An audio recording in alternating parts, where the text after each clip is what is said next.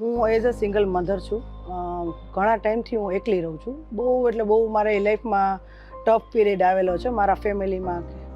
હું 7-8 વર્ષ ટીચિંગ આવડતું મને, જે ટેલરિંગ જે આપણે કરી સિમ્પલ એ હતું. પછી મને એઝ એ પ્લેટફોર્મ 2019માં મને એક સ્ટેપ મને કીધું કે ફેશનની લાઈનમાં તમે જાઓ, તો મને બોસ્કી નથવાણીનો રેફરન્સ આપ્યો કે IFJDમાં જાઓ. પણ IFJD મારો પગ ઉપડે એમ નહોતો, કારણ કે મને મારું એજ્યુકેશન કાંઈ નહોતું કે હું ત્યાં જઈશ ને મને શું રિસ્પોન્સ મળશે, કે મને આખી અલગ ગણશે કે શું કરશે. એટલે તો બી હું કોન્ફિડન્ટથી ગઈ કે ચલો એકવાર જાઉં તો ખરા, શું કહે છે મેડમ એમ. તો મેમ સાથે મળી તો મને લાગ્યું જ નહીં કે આ IFJDનું જે મેં વિચારેલું હતું કે મને શું થશે, મને ઇંગ્લિશ આવડતું નથી, કે મારી જે આખી મારી કાસ્ટ છે એઝ એ દરબાર છું અને મને ત્યાં રિસ્પોન્સ મળશે, કે મેમ મને જોઈને સાવ સિમ્પલ હતી ત્યારે. શું ફેશન શીખે એ મને ખબર જ નથી. મનીષ મોલત્રાનું નાની હતી ત્યારે મને નામ સાંભળેલું કે મનીષ મોલત્રા જેવું કંઈક કરવું છે, પણ શું છે શું નહીં, શું ડિઝાઇનર છે, કાંઈ નહોતું. પછી મેમ સાથે હું મળી. મેમે મને કીધું એક આપણે ફેશન શો છે, તમે એને અટેન્ડ કરો. એટલે ફર્સ્ટ ટાઈમ હું મારી ડોટરને લઈને ગઈ. મારી ડોટરને બહુ જ જુસ્સો હતો કે મમ્મા તમે એકવાર તમે ત્યાં એક સ્ટેજ ઉપર તમે વોક કરજો. પણ મને એટલો થોડોક કોન્ફિડન્ટ નહોતો કે બધા મારાથી આગળ હતા, સારા દેખાવમાં હતા. મને એમ થતું હતું કે હું શું કઈ રીતે જઈ શકીશ. પછી મેં મને સપોર્ટ આપ્યો, મેન્ટલી સપોર્ટ આપ્યો. કીપ ઇટ અપ ક્રિષ્નાબા, કે તમે કરી શકશો. આજે સિલેબસ બધું ઇંગ્લિશમાં હતું તો મને થોડુંક હતું, તો મેમને બધી મેં ચોખવટ કરી કે મેમ મને ઇંગ્લિશ ફાવતું નથી, તો શું કરશું. મેમ કે હું બેઠી છું ને. પછી મેમે મને બધું ટ્રાન્સલેટ કરીને મને એક સાઈડ બેસાડીને મને કીધું કે બેટા આમને આમ કરજો, આમને આમ કરજો, એમ કરીને મને ફૂલ સપોર્ટ મેમે આપેલો છે. મીટ આ સ્ટુડન્ટ કૃષ્ણાબા. એમનું પોતાનું બુટીક છે, જેમણે કોર્સ કર્યા પછી બુટીકની સ્ટુડિયો છે, હા. જે ઈ ઓર્ડર્સ લે છે, સ્ટિચિંગ કરે છે, અને એનું નામ છે કૃપાસ ક્રિએશન. મીટ ટોકેટિવ સ્ટુડન્ટ કૃષ્ણાબા, જે મને બોલવાનો ચાન્સ નથી આપતા, જે અંડર કોન્ફિડન્ટ આવ્યા હતા IFJDમાં, હા. અને નાવ ઈ આટલું બોલે છે કેમેરાની સામે. સો તમે જ્યારે આઈ રિમેમ્બર તમને ફેશન શોમાં ઉપર તમને એમ થતું હતું કે મારે ક્યારેક વાં જવું છે, તો ફેશન શો પછીનો તમારો શું અનુભવ, જ્યારે તમે સ્ટેજ પર હતા હા. પછી તમારો શું અનુભવ હતો? ત્યારે મને બધા એમ કે સ્ટિચિંગ કરવાનું હતું. બધા મને પહેલાં એમ સમજતા કે આંટી છે, આંટી છે, કારણ કે બધી ટીનેજ ગર્લ્સ હતી. બધી સારી ભણેલ ગણેલ હતા અને બધા સાથે હતા, તો મને બધા આંટી તરીકે એક સાઈડ રાખી દીધા હતા. પણ મેડમને મારા ઉપર હતો કે કોન્ફિડન્ટ હતો કે ના ચાલ પોઝિટિવ પર્સન છે, આગળ વધશે, કરશે, કારણ કે મારી ટેલેન્ટ મેં જોઈ લીધું હતું કે સ્ટિચિંગ આવડે છે એટલે આગળ વધશે. ફેશન શું કે ડિઝાઇનિંગ શું કે મને આઈડિયા જ નહોતો, ડ્રાફ્ટ શું કે આઈડિયા નહોતો. બધું મેં મને આગળ કરીને જે સ્ટુડન્ટ જે બધી ગર્લ્સ હતી એ બધી મને ઇગ્નોર કરતી. બધી ટીમ લઈને મેમ પાસે કહેવા આવ્યા કે મેમ આ મેમને આ જે આંટી છે એને તમે અમારા બેચમાંથી તમે રિમૂવ કરો, અમને નથી ફાવતું. પણ મેમે મને એટલો કોન્ફિડન્સ, એ તો ત્યાં જ રહેશે, તમે કરો. મેમને કીધું મેં કાંઈ વાંધો નહીં મેમ, એ લોકો નથી કરી શકતા, હું તમારી સાથે, મને કોઈની જરૂર નથી, તમે છો મને શીખડાવવાળા. પછી મારે એ જે બધી ગર્લ્સ છે એ બધી અમારે જોયું, મારું વર્ક જોયું, મેં સ્ટિચિંગ કર્યું મારી જાતે. મેમે મને સપોર્ટ આપ્યો. જે કોવિડ ટાઈમમાં કોઈ નહોતું. કોવિડ ટાઈમમાં હું મેમને એક એડમિન હતા, મને મેમે એને જૂનું સિલેબસ આપ્યું કે ચલો કૃષ્ણબા તમને શોખ છે તમે આ કરો સિલેબસ.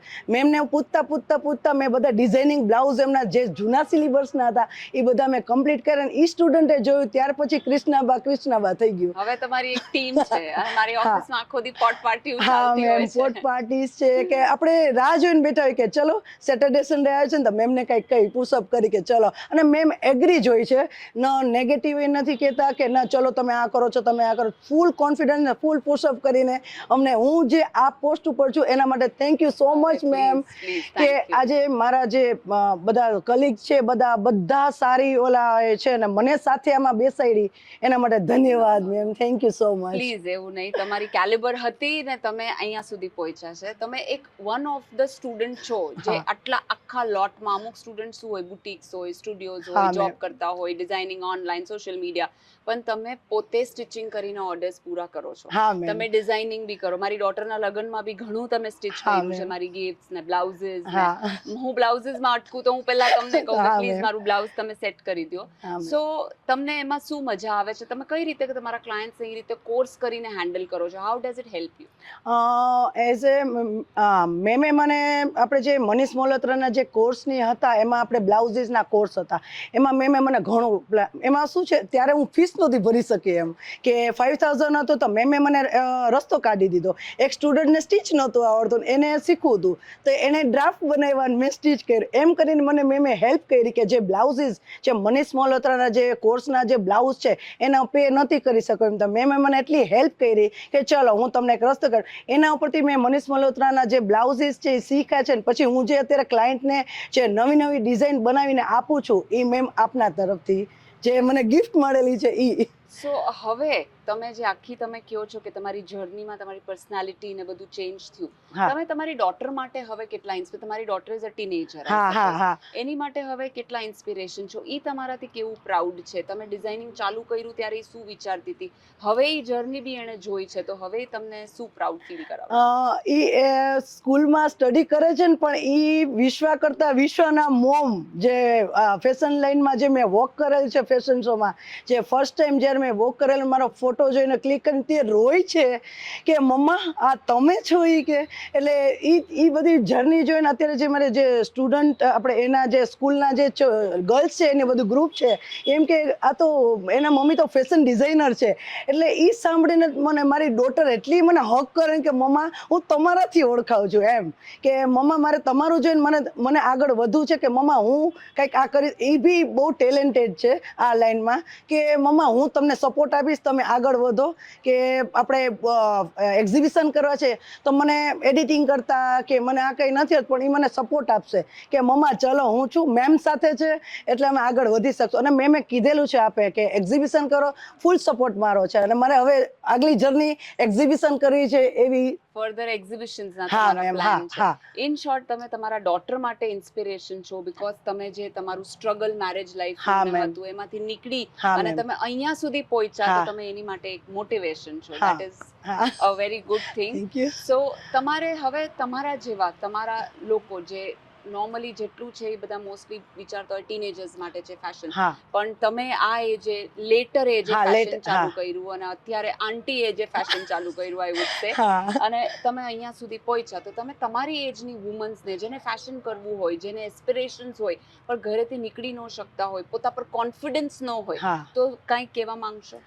હા બસ હું એ જ કહું છું કે એક IFJD પ્લેટફોર્મ મને તો મળ્યું છે, એટલે હું એવું કહેવા માંગુ છું કે મારે જેવી ગર્લ્સ બહાર નીકળશો તો તમે આગળ વધી શકશો. જે મને વિચાર જ નહોતો કે હું શું કરીશ, જ્યારે મને પાસ્ટ મારું હતું તો મને એમ થતું કે હશે સ્ટિચિંગ કરીશ, આ કરીશ, પણ આગળની લાઈફ મને નથી ખબર. પણ મને એક IFJD જે સ્ટેજ મળ્યું છે કે જે હું મારા મેમને ગુરુ માનું છું, કે બસ મારું જે છે એ આ છે. બસ હું એમ કહું છું ગર્લ્સને કે તમે IFJDમાં આવો, કે ઓનલાઈન છે કે તમે જાઓ, તમે મળો, તમે એની સાથે મેમ સાથે ટાઈપ કરો, બહુ જ સારું તમને પ્લેટફોર્મ મળશે, તમે આગળ નીકળો. એજ છે ને એ શું કહે છે કે આપણે age is a number. Number, હા એજ ઇઝ અ નંબર કહે છે. એટલે મારા માટે તો મને બહુ જ લાગે છે કે મેં મારું પાછું નાનપણ જે મારું ડ્રીમ હતું ને મને અત્યારે મળી ગયું છે, કે મને આજે ફેશનના કપડાં શું કહેવાય ને મને નથી ખબર કે ક્યાં પહેરવા, પણ મેમ પાસેથી મને સેલ્ફ કોન્ફિડન્સ મળ્યો છે કે આજે હું આટલું બધું બોલી શકું છું એ મેમને હિસાબે. હું બી તમારા કરતા એજમાં આવડી મોટી છું, તો હા બી મેમ. અમે કોર્સ કરતા હા હોઈએ, મેમ. લર્ન કરતા હોઈએ છે. હા સો ઇવન આઈ વુડ સે કે બધાએ આગળ કંઈક જે ગમતું હોય હા શીખવું કરવું જોઈએ. જોઈએ. તો થેન્ક્સ કૃષ્ણાબા, અહીંયા તમે આવ્યા, તમારો ટાઈમ આપ્યો, તમારી જર્ની શેર કરી. હા thank you so much. Okay.